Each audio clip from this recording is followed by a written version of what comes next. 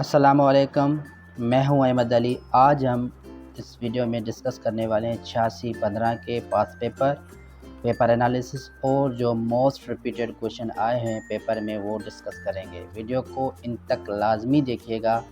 चलिए चलते हैं, पेपर को एनालिसिस करते हैं। 86-15 मैनेजमेंट स्ट्रेटजीज इन एजुकेशनल इंस्टीट्यूशन। हमारे पास जो फर्स्ट क्वेश्चन है, define the concept of management, explain the 5 principal of management. इस पोर्शन को ब्रेक डाउन करते हैं दो पोर्शन में।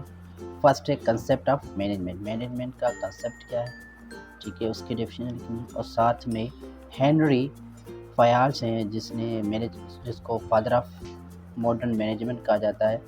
उन्हें 14 प्रिंसिपल कौन कौन से दिए हैं वो एक्सप्लेन करने हैं, ठीक है। जिस तरह for example division of work, management, unity, इस तरह से 14 हैं वो एक्सप्लेन करने हैं साथ में।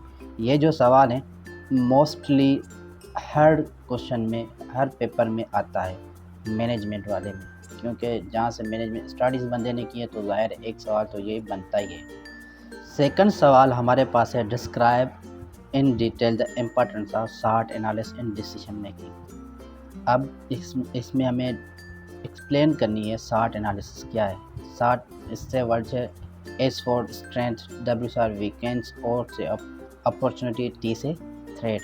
उनको पहले एक्सप्लेन करना है छोटा सा डिफाइन करके, बाद में डिसीजन मेकिंग के किस तरह से वो चीज़ें असरअंदाज होती हैं उनको एक्सप्लेन करना है डिसीजन मेकिंग में, ठीक है। थर्ड हमारे पास जो सवाल है, describe the element and function of planning, programming, budgeting system, PPPS।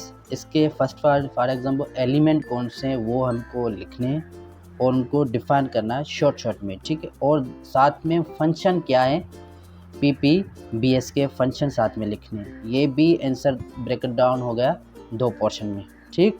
चौथा सवाल जो हमारे पास है, what do you mean by resistant management and corrective action that can be suggested during the change process। अब इस सवाल को थोड़ा समझने की ज़रूरत है।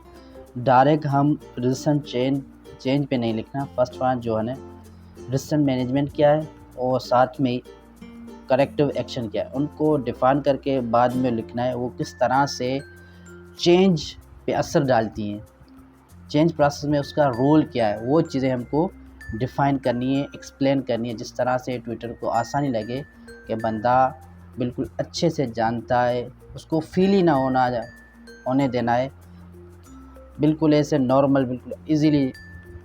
फिफ्थ सवाल जो हमारे पास है, describe different ways of monitoring and evaluation for identification of organization progress. ये भी सवाल ब्रेक डाउन होगा। फर्स्ट वन हमें डिस्क्राइब डिफरेंट, जिसमें वेज टाइप भी कह सकते हैं, मॉनिटरिंग और एवोल्यूशन के, और किस तरह से वो ऑर्गेनाइजेशनल प्रोग्रेस में असरअंदाज होते हैं, बिल्कुल एनालिसिस करके लिखना है। सिक्स्थ एंस जो हमारे पास है, what are different element organizational behaviour, write down the characteristics of organizational development. ये भी सवाल दो पोर्शन में ब्रेक डाउन होता है। उसमें फर्स्ट वन पोर्शन में हमें लिखना है इसके एलिमेंट कौन से हैं ऑर्गेनाइजेशन बिहेवियर के, ठीक है। दूसरे में लिखना है write down the characteristics of organizational development, उसके खासियत क्या है डेवलपमेंट की, ऑर्गेनाइजेशनल डेवलपमेंट की, वो लिखनी है। और सेवंथ में ये है, define quality management, explain its application in the educational organization. पहले में हमें क्वालिटी मैनेजमेंट को डिफाइन करना है, साथ में उसकी एप्लीकेशन जिसके पार्ट्स हैं वो किस तरह से असरअंदाज होती है एजुकेशनल इंस्टीट्यूशन पे, वो सारा कुछ लिख। सवाल number 8, what is system approach. System approach है क्या, उसके बारे में लिखना है, कम से कम एक पेज, ठीक है।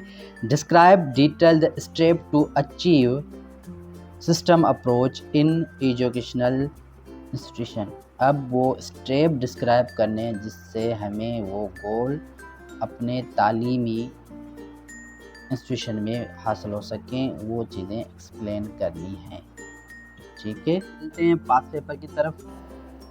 ठीक है, ये first one, second, third, fourth and fifth last one, ये थे 5 पास पेपर।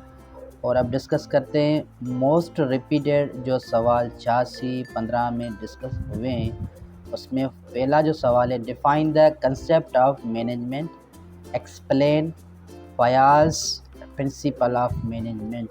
ये वही सवाल है जो मैंने स्टार्टिंग में आपसे डिस्कस किया था। ये मोस्ट इम्पोर्टेंट है, ये तो सवाल 70 से 80% सवाल में आएगा ही आएगा पेपर से, ठीक है। सेकंड जो सवाल है, describe in details the importance of SWOT analysis in decision making.